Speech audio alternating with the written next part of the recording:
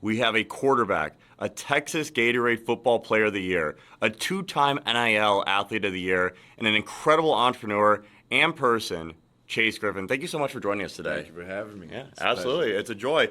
And so we are always about how do we dive into students' pathways? How do we help people elevate their lives as much as possible through education? And what I respect and value so much about your perspective and can't wait to have with our listeners today is you've leveraged football into not only education, but into a business, which is really what education is for. Were you always this thoughtful? Like, tell me more about yourself. Like, was this a 14, 15-year-old Chase saying, hey, I know what I want to go get in the world? Or did UCLA just really open your eyes?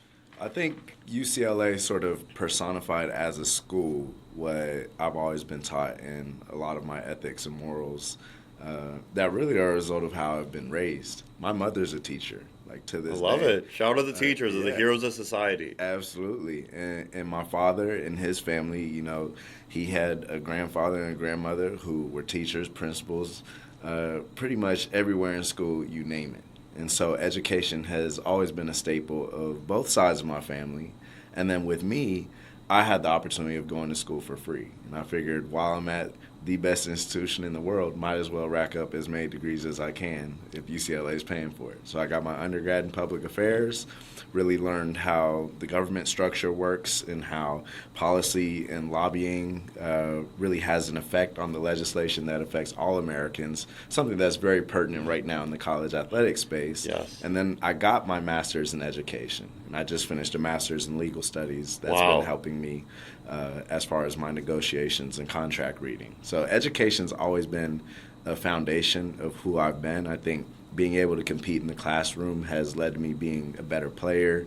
And also it just teaches you discipline, prioritization. If you handle something one way, you tend to do that same sort of discipline and take that same formula to other parts of your life.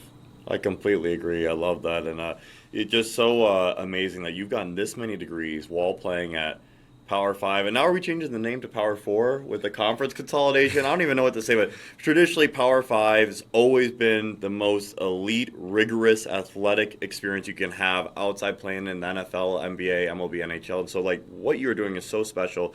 And you talked about going to the top university, and I've heard you talk about this on other podcasts. You know, UCLA is the top public university in the world, and it's absolutely incredible. And you had some opportunities at some Ivy League schools as well, and then also some other Power 5 schools. How did you evaluate the decision of getting that incredible free education at the top public school in the world, but also being in Los Angeles and using that at your disposal? It sounds like you're really thoughtful about the city influencing your experience as well. Well, I consider myself a born Bruin. I grew up in Texas. I was raised in Texas, but I was actually born right down Wilshire at UCLA Santa Monica. Oh, I love that. Hospital. Let's go. Yep, my mother, she used to teach at Harvard Westlake Middle Yes, School, yes. and my father used to work at Fox. So, you know, we were around this area, but my parents, they wanted me to grow up in a different place. And I'm glad we moved to Texas. I grew up a Texan. I am a Texan, 100%. You see my Lucchese's on right now. Oh, they're nice. I love the boots, yeah. But I always wanted to go back to UCLA, and for a plethora of reasons. When I came out of high school, I had offers to go to some of the better schools in the Ivy League, and I felt like if I was passing on Harvard for a more extravagant football experience, that it had to be a school where that degree could stand on its own. And I felt like UCLA had that. And in addition to that, I grew up learning about all these figures who had changed the world, and a lot of them were black athletes from UCLA. Yes. We hear about Ralph Bunche, the first African-American to win the Nobel Peace Prize.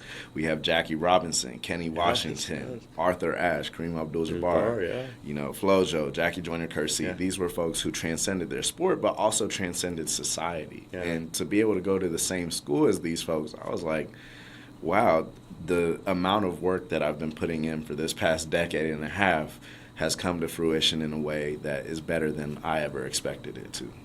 That was really beautifully said. Just getting to know you, you just walked in the door. I got lucky enough to hear Chase speak at an incredible institution in Los Angeles called the Jonathan Club, and was so moved by what you had to say. But wanted to bring that back where you talked about being able to go to UCLA. You probably were a great student because I could tell you're extremely articulate and well thought out. But football most likely helped you go to UCLA, and it for sure helped you get paid for to go to UCLA.